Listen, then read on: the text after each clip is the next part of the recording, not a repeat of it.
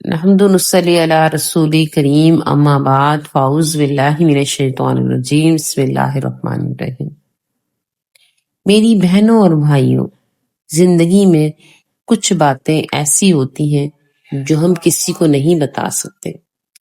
کچھ دکھ ایسے ہوتے ہیں جو صرف میرا رب ہی سمجھ سکتا ہے۔ کچھ زخم ایسے ہوتے ہیں جن پر الفاظ نہیں، صرف آنسو بہتے ہیں۔ ہم لوگ مسکراتے ہیں لیکن وہ مسکراہٹ صرف ایک نقاب ہوتی ہے۔ اندر سے ہم ٹوٹے ہوتے ہیں، بکھرے ہوتے ہیں، اور جب کوئی نہیں سمجھتا تو دل کہتا ہے شاید اب میرا کوئی نہیں۔ لیکن ایک آواز آتی ہے، ایک احساس جو دل کے اندر سے اٹھتا ہے کہ اللہ ابھی بھی ہے۔ اللہ تعالیٰ قرآن پاک میں ارشاد فرماتا ہے کہ بے شک ہم نے انسان کو پیدا کیا اور ہم اس کے دل کے وسوسے کو بھی جانتے ہیں، اور ہم اس کی شہ رگ سے بھی زیادہ قریب ہیں۔ یعنی تمہارے وہ احساسات جو تم نے کسی سے نہیں کہے، اللہ تبارک تعالیٰ پہلے ہی جانتا ہے۔ تمہاری وہ راتیں جن میں تم خاموشی سے روتے ہو، اللہ کے فرشتے وہ آنسو گنتے ہیں۔ کبھی تمہیں لگا کہ تم تنہا ہو، در حقیقت تمہارے ساتھ اللہ موجود ہوتا ہے۔ ایک چھوٹی سی بچی تھی، بہت بیمار، اسپتال کے بستر پر پڑی تھی۔ ڈاکٹرز نے کہا کہ شاید یہ اب بچ نہیں پائے گی۔ اس کی ماں روتی رہی، سب رشتے دار چلے گئے۔ رات کے آخری پہر بچی نے آسمان کی طرف دیکھا اور آہستہ کہا، اللہ اگر تم مجھے سن رہا ہے تو میری امی کو صبر دے۔ اور اگلی صبح اس بچی کا چہرہ مسکرا رہا تھا۔ ڈاکٹر حیران، ماں رو رہی تھی مگر شکر کے آنسوؤں کے ساتھ۔ یہ ہے اللہ کی سننے کی طاقت۔ میری پیاری بہنوں، جب سب دروازے بند ہو جاتے ہیں، اللہ کے دروازے کھل جاتے ہیں۔ شیطان یہ چاہتا ہے کہ تم یقین کھو دو، وہ تمہارے دل میں ڈال دیتا ہے کیا فائدہ مانگنے کا۔ لیکن اللہ تبارک تعالیٰ قرآن پاک میں ارشاد فرماتا ہے، میرے بندوں مایوس مت ہو، میں سب گناہ معاف کرنے والا ہوں۔ سورۃ الزمر کی آیت نمبر 53۔ مایوسی ایمان کا زہر ہے۔ جس دل میں امید باقی ہو وہ کبھی خالی نہیں رہتا۔ اللہ انتظار کرتا ہے کہ تم واپس آؤ۔ ایک سجدے، ایک آنسو، ایک دعا سے پوری تقدیر بدل جاتی ہے۔ ایک نوجوان تھا، زندگی کے گناہوں میں ڈوبا ہوا تھا، راتوں کو جاگتا، دنیا کے مزے لوٹتا۔ ایک دن سب کچھ چھن گیا، دوست، رشتے، عزت، دل ٹوٹ گیا۔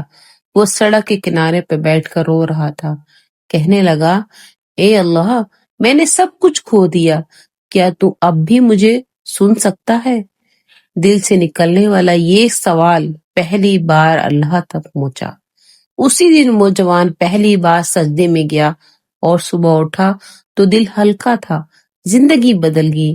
اللہ جب دل کو بدل دیتا ہے تو میری بہنوں اور بھائیوں تو پورا جہان بدل جاتا ہے۔ اللہ کبھی بندے کو فوراً جواب نہیں دیتا، کیونکہ وہ چاہتا ہے کہ میرا بندہ بار بار آئے، مانگے، روئے، عاجزی کرے۔ اور جب وہ بندہ واقع ٹوٹ کا شکار ہو جاتا ہے، ٹوٹ پھوٹ کر پکارتا ہے، تو اللہ تبارک تعالیٰ کہتا ہے، لبیک یا عبدی، میں سن رہا ہوں میرے بندے۔ تم سوچتے ہو اللہ خاموش ہے؟ نہیں، وہ بس تمہارے ایمان کو مزید مضبوط بنا رہا ہے۔ جب تم دعا کرو تو صرف الفاظ نہ بولو، احساس کے ساتھ مانگو، جیسے واقعی تم کسی سے مانگ رہے ہو جو سب کچھ بدل سکتا ہے۔ دعا کے وقت یہ سوچو، میرا رب سن رہا ہے، میرے آنسو ضائع نہیں ہوں گے۔ قرآن پاک میں آتا ہے کہ اللہ اپنے بندے کی دعا رد نہیں کرتا جب وہ دل سے مانگے۔